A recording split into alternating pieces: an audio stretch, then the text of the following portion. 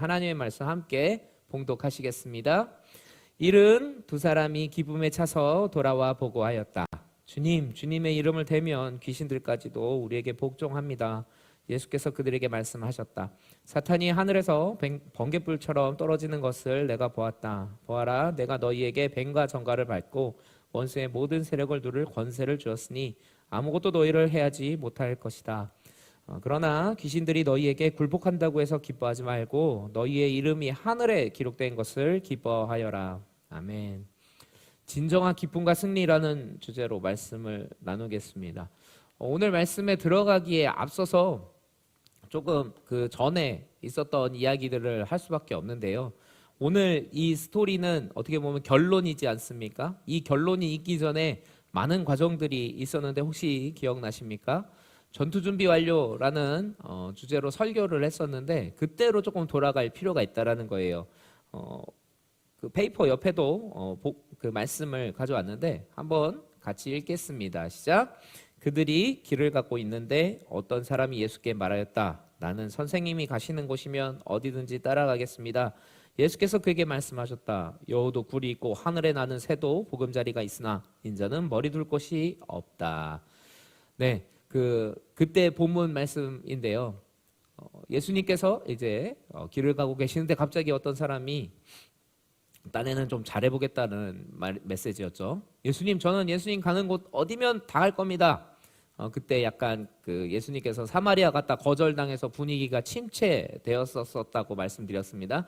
그거를 좀 반전시켜 보려고 어떤 제자가 좀 쾌활한 제자였을 것 같아요. 그 제자가 우리 교회로 말하면 약간 정봉 같은, 정봉이 쾌활하지 않습니까?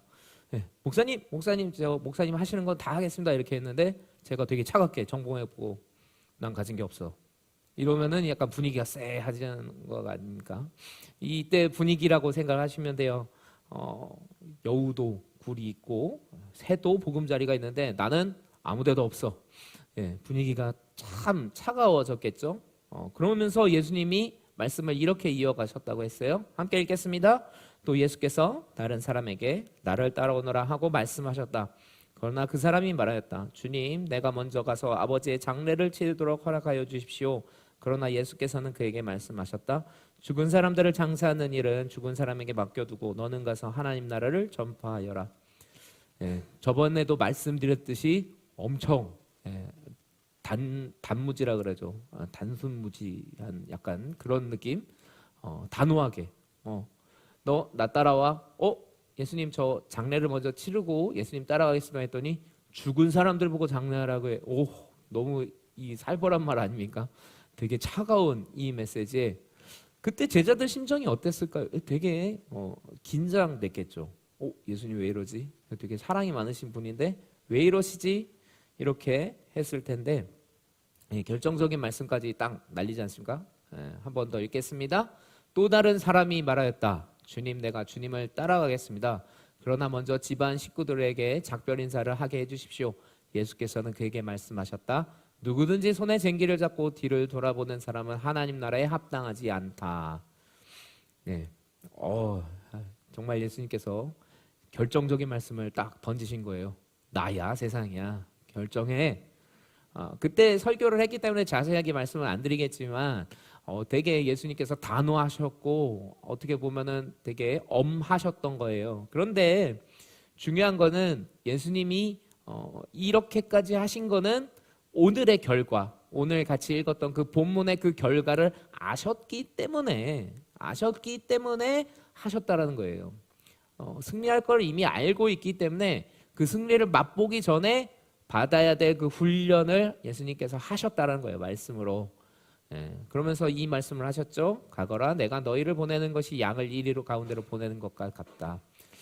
양을 이리로 보내려고 하려면 얼마나 단련시켜야 될 것 아닙니까? 또 분명하게 말을 해줘야 될 거죠. 너희들 가면 잡아먹힐 수 있어. 정신 바짝 차려야 돼. 정말 어떻게 보면은 예수님께서 제자들에게 단도리를 막 하셨어요. 막 하셨는데 그 이유가 오늘의 본문이라는 거예요.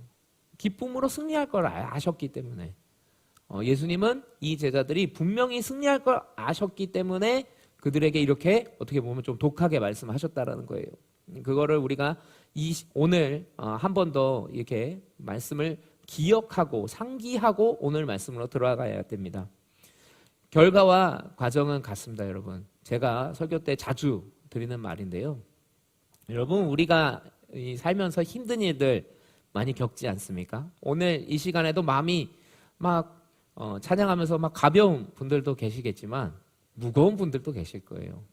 많이 힘든 분들도 계실 겁니다. 그러나 여러분, 그 모든 과정들이 사실은 우리가 하늘나라로 가는 그 과정들 아닙니까? 결과는 우리는 천국이잖아요. 그렇기 때문에 우리의 삶이 조금 힘들 수도 있어요. 벅찰 수도 있어요. 기쁠 수도 있어요. 그러나 사실은 같다라는 거예요. 이게 다른 게 아니라는 거예요. 천국을 가는 그 과정이고 나는 이미 천국을 소유한 사람이야. 이 기쁨을 잃어서는 안 돼. 라는 그 마음이 우리 가운데 항상 있어야 된다는 거예요. 제가 이런 이야기를 참 많이 합니다. 이길 걸 분명히 알고 사는 사람은 여유가 있어요. 힘든 일이 있어도 여유가 있다는 거예요. 김동욱 목사님이 책에서 이런 예화를 쓰셨습니다. 그 월드컵 때 그때 예선전이었습니다. 축구 얘기해서 자매들에게 죄송합니다. 먼저 그 2대1로 역전승을 한 경우가 있었어요.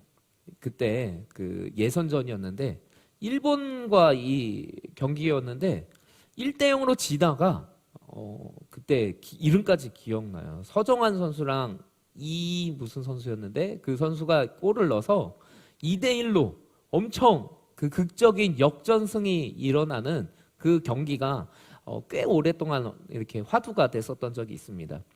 그 경기를 예로 드시면서 어떤 사람이 그 경기를 놓치고 녹화본을 봤다라고 합니다.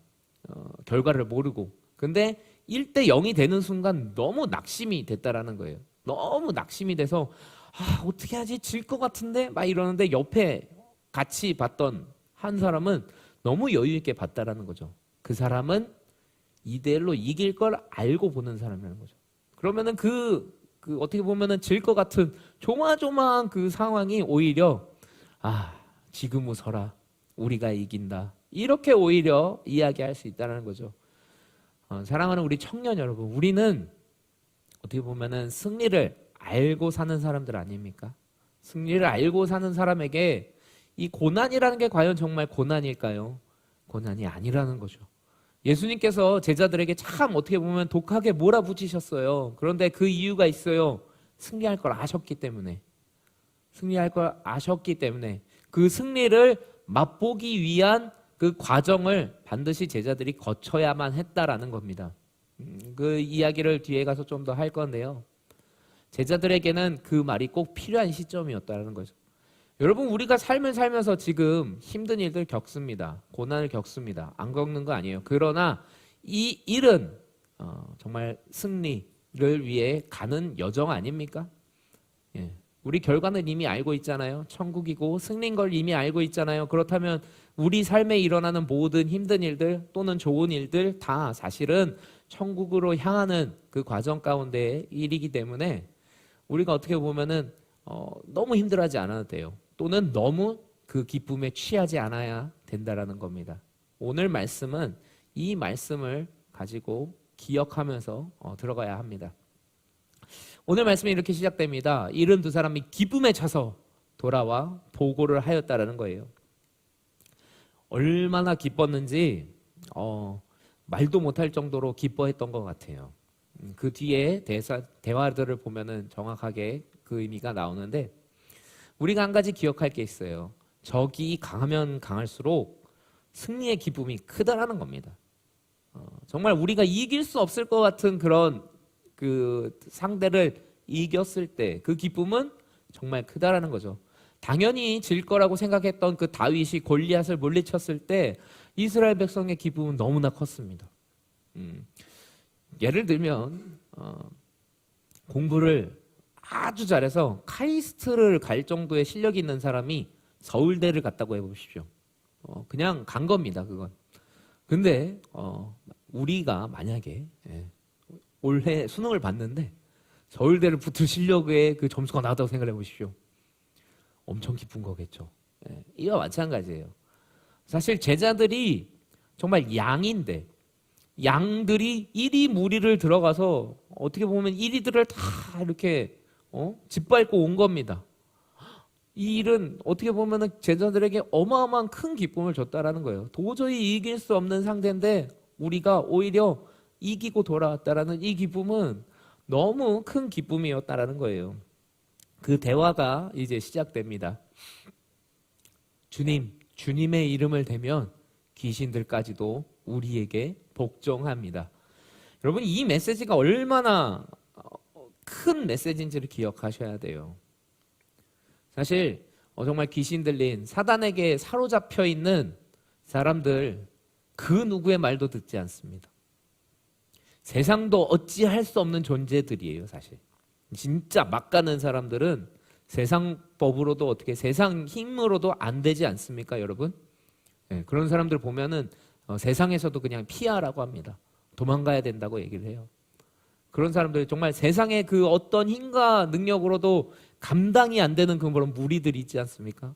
그런 무리들을 사실 그냥 쉽게 얘기해서 귀신 들린 사람들, 세상에서도 이렇게 얘기를 하는데, 그런 감당할 수 없는, 세상이 도저히 감당할 수 없는 그런 존재들마저도 제자들이 갔더니 복종했다. 이거는 세상의 방법과 세상의 힘으로도 어찌할 수 없는 거를 우리 믿는 자들이 해냈다라는 것을 의미합니다. 그러니까 예수님의 그 다음 말씀이 이래요. 사탄이 하늘에서 번개불처럼 떨어지는 것을 내가 보았다. 사단을 그냥 성경에서는 공중 권세 잡은 자라고 표현합니다. 사단은 공중 권세 잡은 자라. 바로 이 세상을 어떻게 보면 움직이고 있고 사람들을 조종하고 있는 그런 존재라는 건데요. 분명히 하나님께서 세상을 만드셨고 하나님 뜻대로 움직이고 있는 건 맞지만 지금 세상의 그 법칙과 룰들을 보면 어떻게 갑니까? 물질적이지 않습니까? 본능적이지 않습니까? 쾌락적이지 않습니까? 그거를 말씀하고 있는 거예요. 분명히 하나님께서 만드신 법칙 가운데 그 안에서 우리는 살아가고 있는데 사단 마귀가 틈을 타서 그 안에서 자꾸 자신의 그 메시지를 가지고 조정하려고 한다는 거예요. 그게 바로 공중 권세 잡은 자예요. 그러나 그 공중을 만드신 분은 우리 하나님이라는 걸 우리가 잊어서는 안 돼요. 그러니까 아무리 공중 권세를 잡았다 하더라도 공중을 만드신 하나님 앞에서는 게임이 안 된다. 이걸 우리가 좀 기억할 필요가 있습니다. 하지만 공중 권세 잡은 사단은 말 그대로 어떻게 보면 세상 사람들이 부러워할 수 있어요. 자기 맘대로 하니까. 어떻게 보면 자기가 원하는 대로 조절하는 것처럼 보이기 때문에 능력이 참 많은 것처럼 보입니다. 그러나 오늘 말씀에서 우리가 딱 이렇게 받아야 되는 메시지가 있어요. 그건 바로 제자들이 이 물질의 세상의 법칙을 뛰어넘었다라는 거예요. 양들이 이리 무리에 가면 당연히 질 수밖에 없습니다. 양들은 이리를 이길 수가 없어요. 이게 세상 법칙이에요. 그러나 예수님께서 성령을 보내셔서 그들과 함께 하는 순간 그 양들이 오히려 이리를 짓밟고 왔어요. 이거는 어떻게 보면은 세상의 그 물질과 세상의 법칙들을 다 제자들이 이겨냈다라는 거예요. 제자들은 예수님 말대로 해서 어떻게 보면 그곳을 바꿨습니다. 제자들이 한 행동들을 가만히 보십시오. 저번에 말씀드렸던 예수님께서 말씀하신 그 전도의 그 설명서대로 제자들이 행했을 때 정말 세상 법칙으로 세상의 그 생각으로는 이루어질 수밖에 없는 것들이 오히려 뒤바뀌고 제자들의 그 행동에 무릎을 꿇었고 제자들 역시 그들의 행동은 세상의 그 법칙과는 좀 달랐습니다. 예수님께서 뭐라 그랬죠? 가는 곳에 그냥 축복해라. 이유를 묻지 말고. 세상은 자신에게 이익되는 것, 기브 앤 테이크 세상입니다. 자기에게 도움 주는 사람에게만 축복을 하고 사랑을 줍니다. 그리고 세상에서는 저번에도 그 월급 얘기했죠. 돈 많이 주는데 무조건 가려고 하는 게 세상의 법칙이에요. 그러나 제자들은 그냥 가서 자기들을 받아들여주는 데에서 그냥 먹고 마시는 예수님께서 말씀하신 그 방법대로 전도를 했다라는 것이죠. 그 방법을 통해서 그들은 어떻게 보면 세상의 그 법칙을 다 이기는, 세상의 물질, 세상의 그 법칙들을 다 뛰어넘었다라는 것을 우리가 알 수 있습니다. 여기서 우리가 정말 감사해야 될 부분이 이 부분입니다. 빨간 글씨 한번 읽겠습니다. 내가 너희에게 뱀과 정갈을 밟고 원수의 모든 세력을 누를 권세를 주었으니 아무것도 너희를 해하지 못할 것이다. 아멘. 여러분들에게 아까도 결과가 가정에 같다는 말씀을 드렸습니다. 세상은 여러분들을 해할 수 없어요. 심지어 죽음마저도 이기는 게 우리 신앙인들 아닙니까? 지금도 이 시간에도 많은 세상에서 저 이북 땅에서는 예수님 믿는 거를 탄압합니다. 총불이 겨누고 너 예수님 믿지 마 이러지만 믿는 사람들은 끝까지 그 신앙을 지킵니다. 이슬람도 마찬가지죠. 정말 이 죽음을 이기는 이 신앙의 힘, 믿음의 힘 참 위대합니다. 죽음도 우리를 어찌할 수가 없어요. 물질도 마찬가지예요. 명예도 마찬가지예요. 권력도 마찬가지예요. 이 모든 것들을 다 뛰어넘는 것이 바로 우리의 믿음입니다. 우리의 신앙입니다. 세상이 감히 우리를 어찌할 수 없다는 것을 여러분들 기억하시길 바랍니다. 그러면서 여러분들이 요즘 느끼고 있는 힘든 일들, 어려운 일들도 나를 해할 수 없어. 나에게 영향 줄 수 없어. 이걸 선포하시길 바래요. 여러분 이미 다 승리한 싸움 싸우고 있는 거 아닙니까? 세상이 아무리 커 보여도 정말 이리와 같이 우리를 삼키려고 해도 오히려 우리는 성령 충만함으로 그들을 짓밟고 일어날 거라는 거예요. 너희는 나를 해치 못해. 이 믿음만 가지고 있다면 사실 세상은 여러분들 해할 수 없어요. 이걸 잊지 마시길 바라요. 얼마나 감사한 일이에요. 나의 슬픔을 기쁨으로 너무 좋아서 이 시간에 한번 소강성 목사님처럼 찬양 한번 딱 하려고 했는데 민망해서 안 될 것 같아요. 네. 우리의 슬픔마저도 기쁨으로 바꾸는 이 능력, 힘이 있다면 여러분 걱정하실 필요가 없지 않아요? 너무 감사한 일 아니에요? 여러분 다 승리한 사람들이에요. 그런데 오늘 설교는 여기서 딱 끝나는 게 아니라 우리에게 경고의 메시지를 주고 있어요. 어떻게 보면 기쁨에 차서 온 제자들에게 예수님은 경고의 메시지를 지금 하고 있는 거예요. 우리가 세상 권세, 정말 그 원수들이 우리를 해하지 못하는 거를 예수님뿐만 아니라 사단도 알고 있어요. 그래서 사단은 다른 방법을 쓴다는 거예요. 우리가 이걸 명심해야 돼요. 우리가 세상의 물질, 명예, 사실 모든 것들을 다 다스리는 그런 권세를 갖습니다. 어떻게? 신앙으로, 믿음으로. 목사님 원하는 대로 다 하는가요? 아니죠. 그러나 하나님 안에서 우리가 할 수 있는 것을 분별하고 하나님 뜻대로 살아가면 사실 우리는 정말 자유를 얻습니다. 여러분들도 그런 것들을 경험하기를 원합니다. 그런데 그런 상태가 있었어요. 바로 에덴 동산의 아담과 하와입니다. 항상 하나님과 함께하고 아담이 이거는 사과야 하면 사과고 얘는 사자야 하면 얘는 사자가 되는 그런 진짜 어떻게 보면은 세상의 모든 권력을 다 쥐고 있는 순간이 에덴 동산이었다고 생각을 하시면 돼요. 그때 아담과 하와가 모든 걸 다 가지고 있었는데 무너집니다. 모든 걸 다 갖고 있었는데 무너집니다. 그게 바로 교만이에요. 사단은 교만을 사용합니다. 너희에게 굴복. 사단이 너 대단해. 난 너에게 굴복해. 이걸 쓴다라는 거예요. 여러분 이거 명심하셔야 돼요. 사단이 은근슬쩍 하나님 때문에 지는 것을 너 때문에 내가 졌어. 너가 대단해서 내가 무릎 꿇는 거야. 이렇게 교묘하게 바꾼다라는 거예요. 여러분 이거 진짜 조심해야 되는 거예요. 내가 능력이 많아서 내가 열심히 노력해서 내가 세상을 이겼다. 이거는 세상의 법칙을 사실 따르는 거 아닙니까?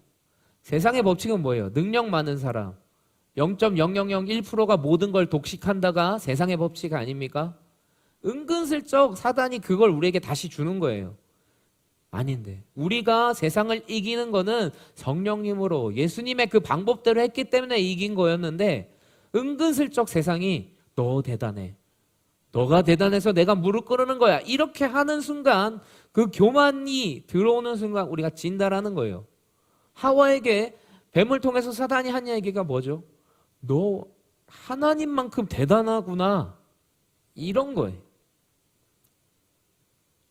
그 말에 넘어갔다는 거예요. 이걸 우리가 조심해야 됩니다.